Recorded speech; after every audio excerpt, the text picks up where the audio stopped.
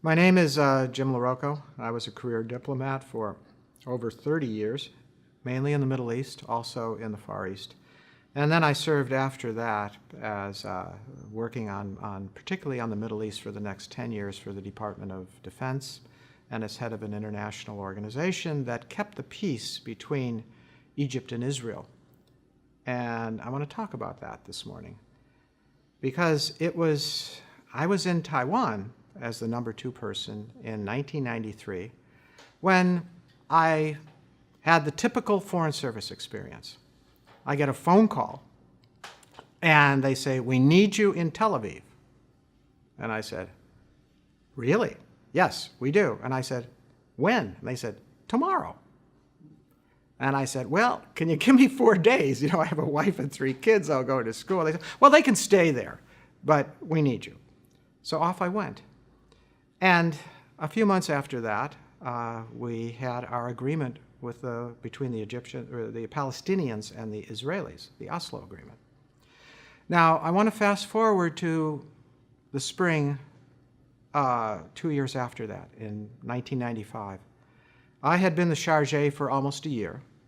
Tel Aviv is a difficult post. And Bill Perry was coming, the Secretary of Defense at the time.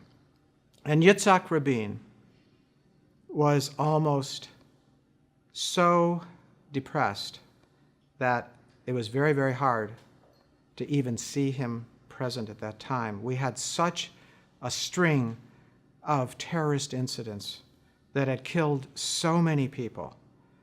And he was so determined and had taken such bold risks for peace, and even he began to wonder.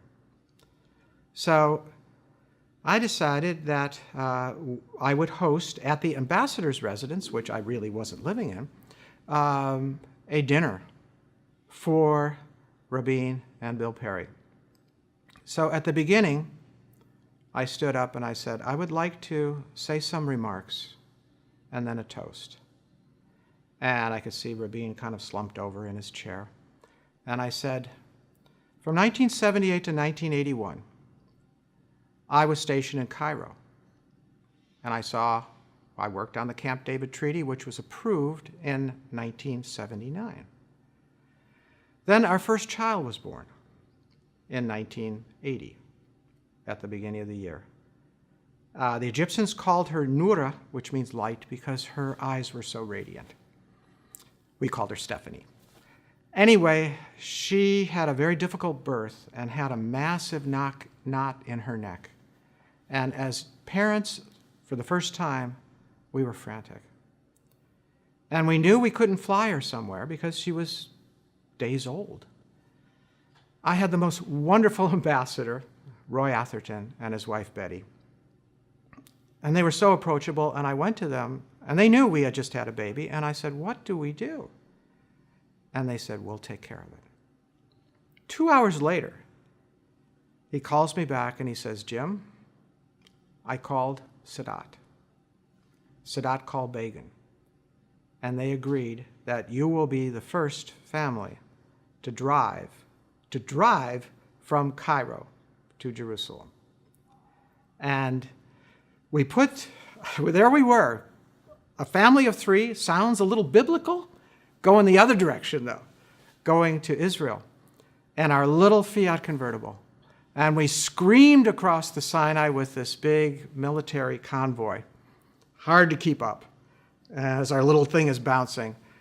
And then we get to the border, and the convoy disappears, and there's 2 young soldiers standing there, smiling, an Egyptian and Israeli. And they said, in their broken accents, "We welcome the peace baby." And we went to Hadassah Hospital, and there was a wonderful doctor there. Israel at that time had more doctors per capita than any country of the world.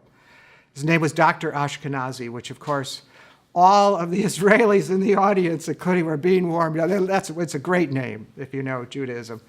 And he was able, through therapy and no surgery, to remove that knot. And I then commented to the group, I said, this is really what peace is all about.